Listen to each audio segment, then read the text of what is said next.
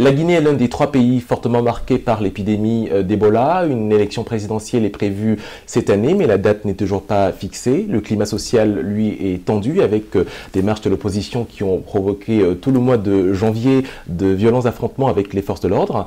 Cellou Dalein Diallo, vous êtes un ancien Premier ministre et aujourd'hui leader de l'opposition en Guinée avec votre parti, l'UFDG.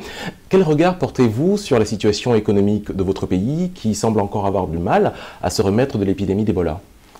Bon, il faut d'abord expliquer que cette tension dont vous parlez, elle est artificiellement créée par le pouvoir, qui ne veut pas ouvrir le dialogue à l'opposition, qui ne veut pas que la CENI associe les partis politiques de l'opposition à la préparation des élections. La transparence des élections, ce n'est pas seulement le jour des élections, c'est pendant tout le processus de préparation.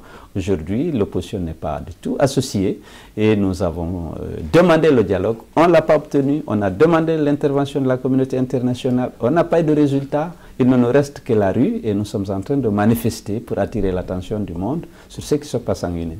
Et justement, est-ce que vous ne craignez pas d'être tenu pour responsable si jamais ces manifestations venaient à déborder? Est-ce que vous ne craignez pas d'être tenu pour responsable justement du fait que le pays rentre dans une phase d'instabilité? Lundi passé, il y avait une manifestation pacifique autorisée par les élections communales. Les gens étaient en train de manifester tranquillement, sans aucune violence, sans aucune agression.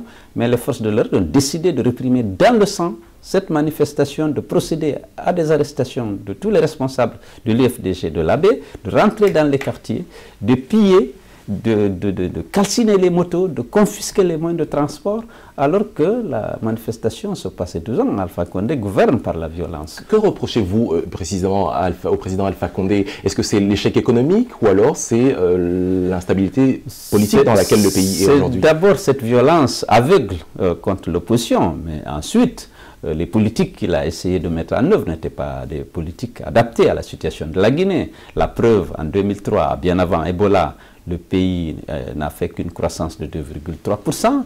Le pays est dernier dans les classements internationaux. Vous savez, en termes de développement humain, la Guinée n'a pas progressé. En termes d'amélioration du climat des affaires, le pays a plutôt régressé. Par rapport à l'index pour la compétitivité des économies, la Guinée est 144e sur les 144 pays étudiés. Donc il n'y a pas de progrès. Les investisseurs sont effrayés face à l'instabilité des régimes juridiques et réglementaires. Est-ce que l'une des solutions que vous envisagez au niveau de l'opposition par rapport à la prochaine présidentielle, c'est d'avoir un candidat unique? Est-ce que c'est quelque chose que vous envisagez avec notamment votre collègue Sidya Touré? Nous nous battons d'abord pour qu'il y ait la transparence des élections. M. Alpha Condé n'a pas l'intention d'organiser des élections transparentes. Il a envie d'organiser une mascarade d'élections pour se déclarer vainqueur. Hier ou avant-hier, il a dit qu'il va passer au premier tour sans frauder. Eh bien, alors qu'il invite la communauté internationale, les Nations Unies, qui disposent d'une bonne expertise en matière électorale, l'Union européenne, qu'ils viennent tous aider à organiser ces élections et être témoins de cette victoire sans fraude. Parce que si vraiment il a l'intention d'organiser des élections transparentes, je ne vois pas pourquoi il s'opposerait à l'implication des partenaires techniques dans le processus électoral. La question de la candidature unique de l'opposition ne se pose pas selon vous? La question de la candidature unique, personnellement, je ne crois pas à l'efficacité et moins encore à la faisabilité parce qu'il s'agit d'un scrutin à 2 tours. Ce qui est courant en Afrique et ailleurs d'ailleurs, c'est que tous les candidats qui le peuvent participent au premier tour et au second, l'opposition décide de se mettre derrière celui qui serait le mieux placé. Cellou Dalein Diallo, merci et à très bientôt sur Le Monde Afrique.